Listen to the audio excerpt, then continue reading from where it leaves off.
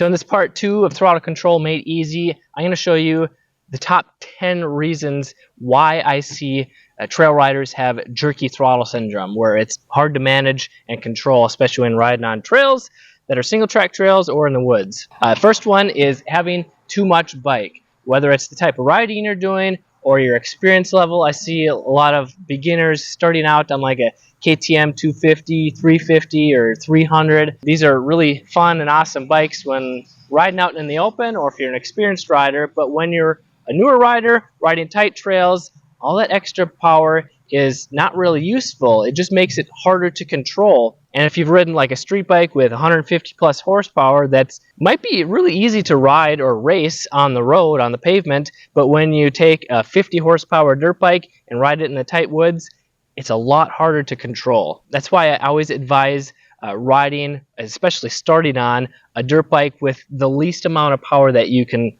enjoy. And it doesn't take much. Number 2 reason why you might have jerky throttle syndrome is you're reacting to the bike. When you're giving it gas, this is when you turn the throttle and then you get thrown back on the bike and then you have to grip hard and pull yourself back up on the seat. That is you reacting to what the bike does. And when that happens, that makes it harder to control because you're being pushed and pulled on the bike, making it harder to be smooth with the throttle. Reason number 3 is when you stare at the tree or the object that you don't want to hit. It's really easy to be intimidated or afraid of big obstacles on the trail, whether it be a tree right alongside the trail or a big rock. So what do? You focus on that object that you don't want to hit. And this may not change your actual throttle control, but it makes it much easier to hit that object that you don't want to hit, because when you stare at it, your brain is telling you to go there. Your body and your bike will follow what your brain is thinking